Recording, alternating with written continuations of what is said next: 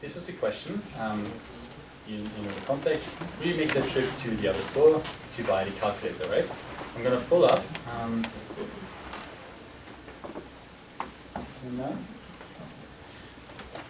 So we'd like to make a trip to the other store. It looks like quite a few people would say yes to that. 75%, 25%. Anyone any thoughts about this? Why did you chose yes? Just as no. So first question, did you get randomized or not? Well, we'll talk about that in a second. Okay. Anyone want to say something about why you chose yes? Did it seem like a good idea or a good deal?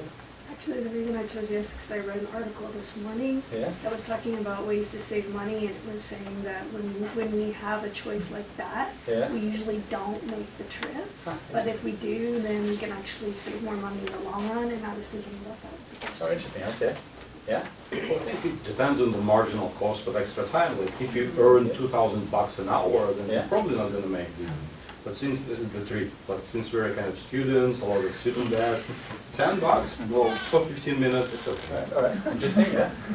Yeah, I guess I was doing the same thing, but what I've always been told as a general rule of thumb is take your hourly rate, and then 1/3 of that should be the rate for your leisure time. And I was like, no, that's less than my rate for my leisure time. So. Okay, interesting. I've heard of that rule actually. See if I work by that. We looked at it by percentages. It's 66% off in the other place. So you had probably a smart idea there. Interesting. I did that as well, actually, like all the calculations, and I thought about how much I earn per hour and things like that. But realistically, at the end of the day, if I'm already in one place, I'm not going to go somewhere else. Interesting. I couldn't be bothered. So the math didn't work out. No, I mean I did the math. Yeah. But like, it wasn't worth it. It's not worth it. Yeah. Okay. Yeah. Interesting. Yeah. Yeah, I did the math. It's a saving of $10. It's an hourly saving at the rate of $40. To me, it would depend on a lot of factors. Do I have an important call or meeting coming up, or do I have free time? Is it pouring rain or snow, or is it really nice weather? Right. I thought if it's like today, nice weather, wouldn't mind taking a walk.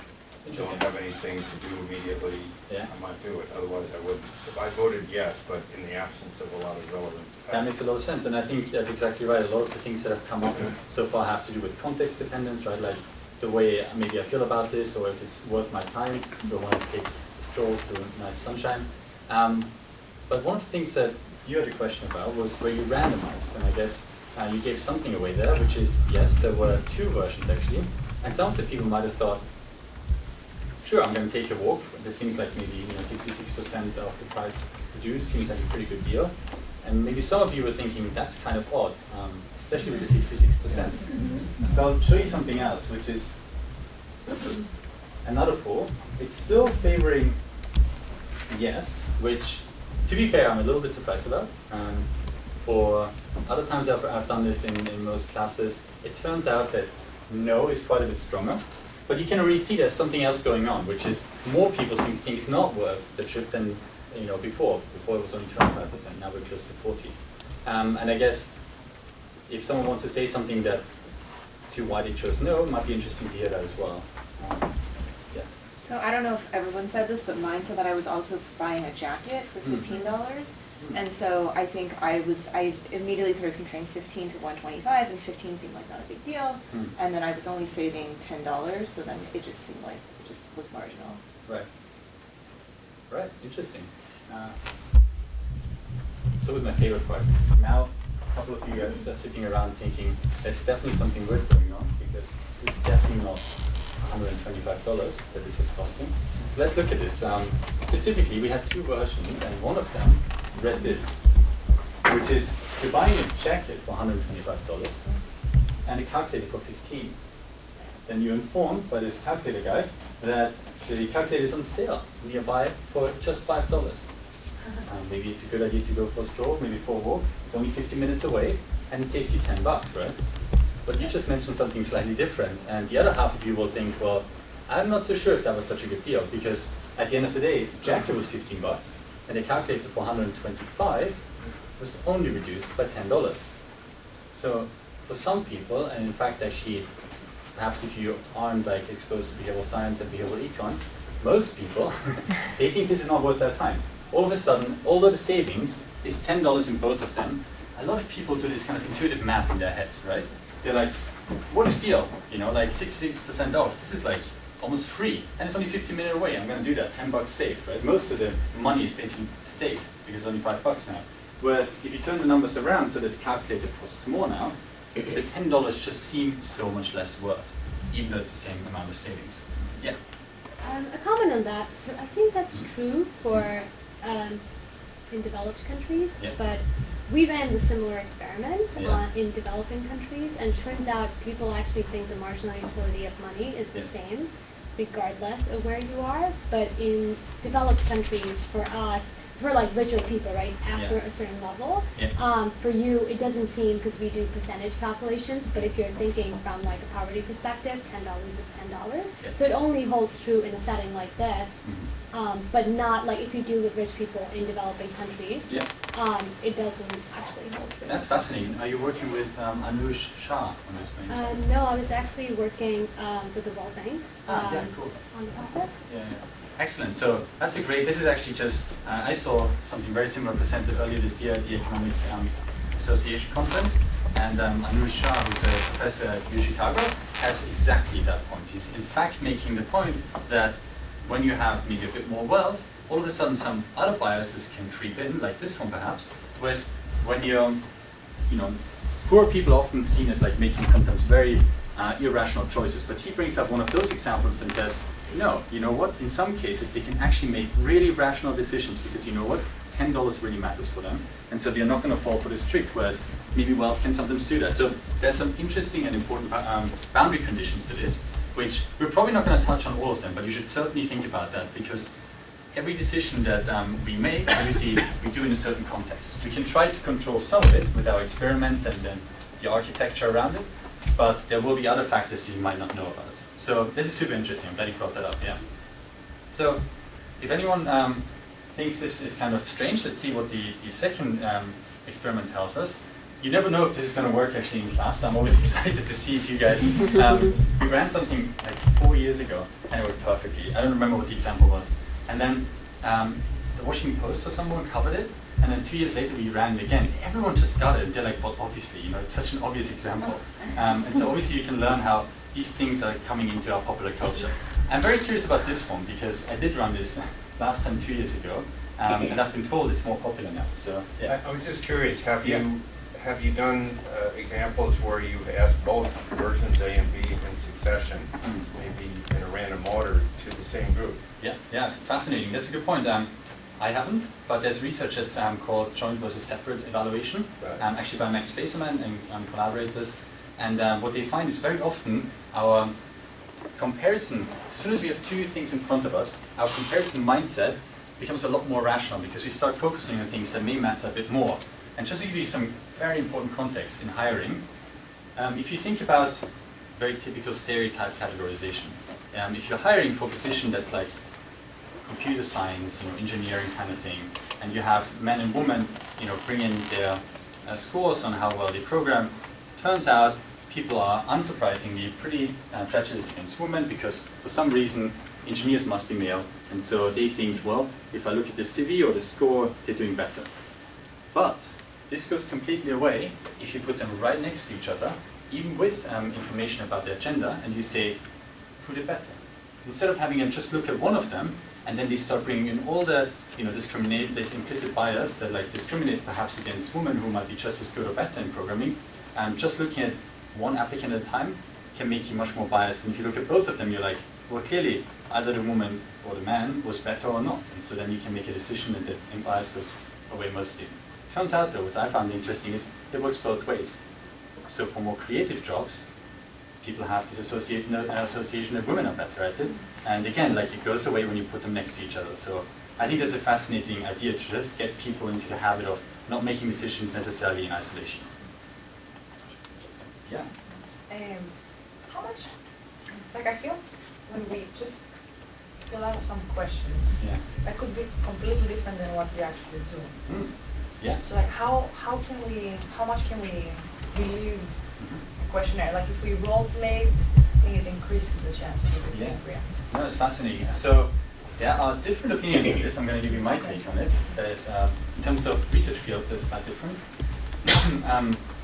economists are very, very strong on this idea of incentive compatible behavior, which means just asking someone on a survey, like, would you do such a thing? Like question 2 here, would you give money to a complete stranger? They think that's not actually very insightful because you're not actually giving your own money away. If it were your own money, that really means, you believe in this kind of thing. Psychologists tend to be across the board there. Some people think, yes, it needs to be incentive compatible, and some think, what hypothetical questions are good enough. So I think there's differences in opinions. I am also more on the idea that we can try to make this incentive compatible. And so question 2 was part of one of many experiments that I did for my PhD, and I can tell you that it usually, people are a little bit more generous when you ask them hypothetical questions, but the general idea that people give when you give them a pot of money, they could keep everything for themselves, and many people give money away.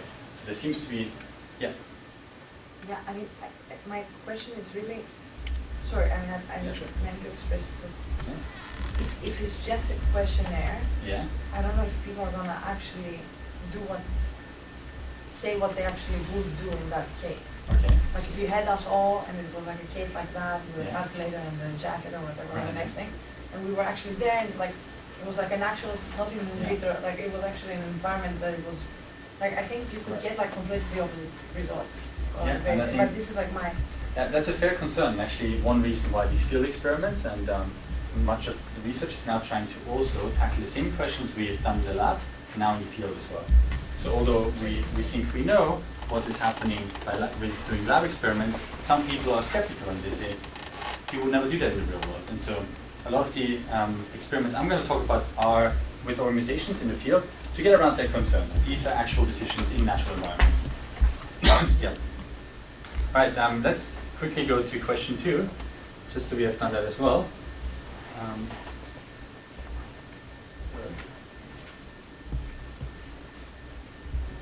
So this was the first group. All right, let's see.